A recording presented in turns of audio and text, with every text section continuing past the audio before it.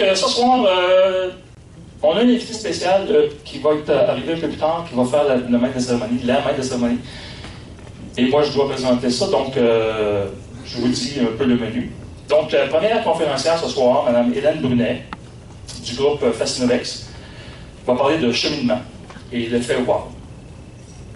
Après ça, suivi de Julie-Anne Piché, qui est représentante conseillère Arbonne, qui va vous parler de rêver grand. Est-ce qu'il y en a qui ont des rêves ici? Est-ce qu'il y en a qui ont rêvé grand dernièrement? Oui. Toujours rêver. Même si le monde dit que vous êtes dans l'une. Hein? C'est bon. Après ça, on va voir une vidéo sur l'Unicef humanitaire, qui est la première table avec Luc. Et on va prendre une pause. Sur le changement d'horaire, dans votre horaire, après la pause à 20h15, ça va être Roxane Brisson, qui est maquilleuse, qui va parler d'attitude. L'attitude. Après ça, Nadine, qui est les produits Nadine. Nadine qui passe tout son temps dans un laboratoire. Donc, c'est pour ça qu'elle est blanche un peu. Là. Mais là, t'as pris les couleurs dernièrement. Eh oui, t'as allé à la pêche. Ouais. Elle a amené ses huiles. Là. Elle a fait des huiles pour la chicken puis le brochet. Elle est dorée, c'est ça. Alors, Nadine va vous parler de la réalité. Suivi de Rachel à la fin, qui va parler des 5 actions qui détruisent et qui tuent. Alors maintenant, je dois vous présenter notre personnalité spéciale.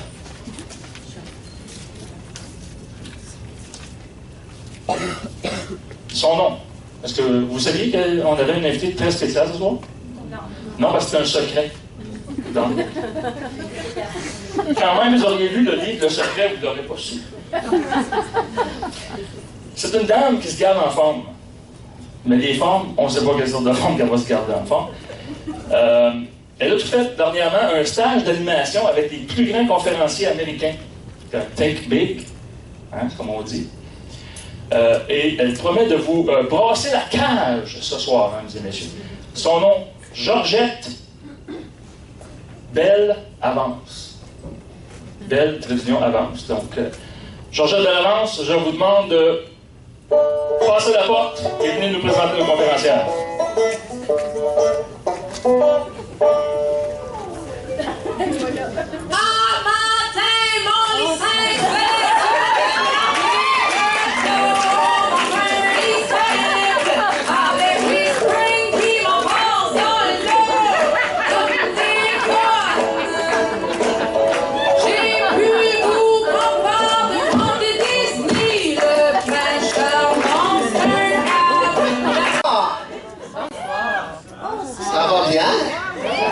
Êtes-vous en forme? Oui. Moi, oui, j'ai roulé tard pour m'en venir ici ce soir.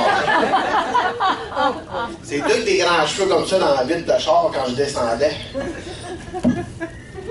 Vous avez entendu la chanson? Qui pense ou qui ont déjà pensé que la vie c'était de la merde? Y en a-tu qui ont déjà pensé ça ici? Je suis pas tout seul, hein? Wow! Pendant une vingtaine d'années, j'ai pensé que la vie, c'était de la merde. Parce que je pensais que j'étais né au monde par l'école 18 ans de ma vie, aller travailler 40 ans de ma vie, pour avoir une petite pension à 40%, mais là, ce que je vais avoir 65 ans, mais là, à cette heure, c'est rendu 70 parce qu'ils ont monté ça à mon âge. C'est encore une couple d'années à travailler. Puis avoir une petite montre cheap à 40$ de mon boss, mais je prends ma retraite. Donc pour moi, la vie était de la merde pendant 20 ans. Jusqu'en décembre 2013.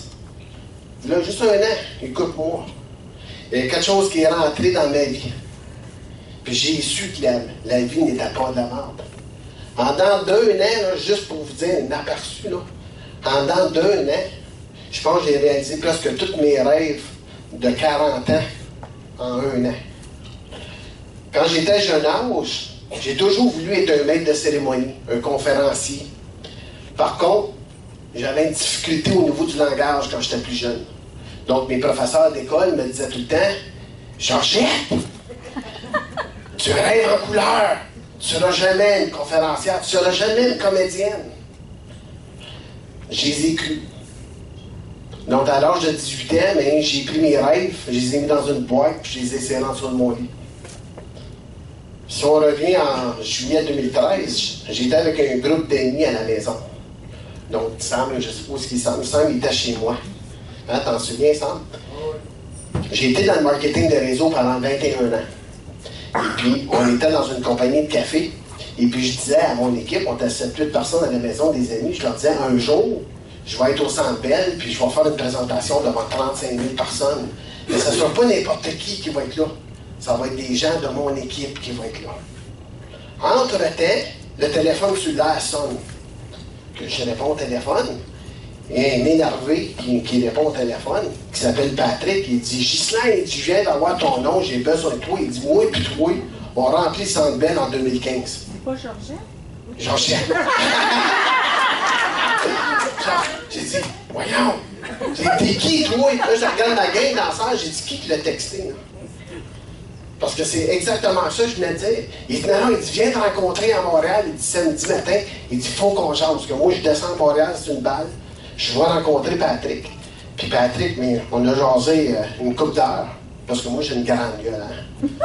Georgette, elle a une grande gueule. Elle aime ça parler, Georgette. Elle aime ça, hein. Elle aime bien ça parler. Après une couple d'heures, il m'explique à lui son projet, puis il dit, Ghislain, je te donne la chance de devenir conférencier.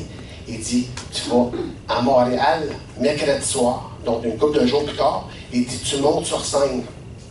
Il dit, tu vas donner 20 minutes. Je dis, OK. Moi, je repars chez nous, pas dormi de la nuit. J'étais tout énervé, mais c'est là que j'ai réalisé entre chez nous, hey, c'est dans 4 jours, ça. Je vais dire quoi, moi? Ben, je pars le mercredi avec Sam et puis une couple d'autres de mes chums, on monte à Montréal. Rentré à Montréal, il me dit à moi, il dit, écoute, il dit, j'ai oublié de te dire, mais il dit, c'est Manuel Tandros qui est le maître de cérémonie. Je ne sais pas s'il y en a qui connaissent Manuel Tandros, qui est un scénariste, c'est le père de Xavier Dolan. Donc, il voulait le mettre ses nerfs bien comme il faut quand je suis arrivé, hein? Et là, Georgette était tout en sueur. Ben, il dit, quand t'as pas, t'es pas le premier, il y en a 2 qui passent avant toi, puis après ça, c'est toi. Il dit, yes! Je m'ai écouté ce qu'il dit, puis après ça, il m'a rajouté des affaires là-dessus. Que je passe la 3e.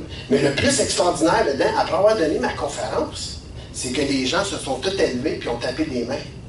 Là, je m'assuis à regarder, j'ai regardé Patrick, je dis, ils font ça pour moi. Je ne suis pas un comédien, je ne suis pas un maître de cérémonie, c'est la première fois que je monte sur scène. Mais le plus drôle, c'est quand j'ai débarqué de la scène, les gens veulent prendre des photos avec moi. Puis j'ai dit, wow, voilà, ça a fait poser, ça! J'ai dit, wow, les gens veulent prendre des photos que je me suis senti une autre personne. Depuis ce temps-là, je fais des conférences un peu partout à travers du Québec. Je me retourne là, dans quelques semaines, on s'en va à Drummondville, le 16 septembre à Drummondville. Je vais être à Chicoutimi au mois de novembre. Et puis après ça, à Sainte-Thérèse, Saint-Jérôme, Montréal et Laval. Donc c'est incroyable. Puis j'ai même plus besoin de courir. C'est eux autres qui m'appellent pour que j'aille en faire. Ça, c'est encore plus la fun. C'est là que j'ai découvert qu'on était tout un livre. Si on regarde le premier chapitre de notre livre, on est tous nous au monde de la même façon. On est tous nous au monde dans notre mère. Si vous êtes pas né là, je voudrais savoir ça à la fin de la soirée. Parce qu'on est tous nous au monde là. Puis si on regarde le dernier chapitre, on va tous mourir un jour. On ne sait pas quand, on ne sait pas pourquoi, on ne sait pas où. Donc, entre les 2 chapitres, c'est à vous de décider où est-ce que vous voulez aller dans votre vie. Est-ce que vous êtes réellement où est-ce que vous êtes présentement dans votre vie? Moi, je ne l'étais pas pendant 20 ans. Aujourd'hui, je veux dire le contraire. Oui, je suis dans mes pieds, puis là, je profite de la vie. Tu sais, quand tu te lèves le matin, puis tu as hâte de faire de quoi, là?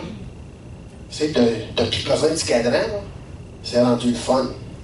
Quand tu peux faire le tour du Québec avec tes enfants, visiter tous les zoos qui existent au Québec, en Ontario, puis toutes les cascades d'eau, sans être obligé de checker dans ton portefeuille s'il te reste de l'argent, ça et tout, c'est le fun.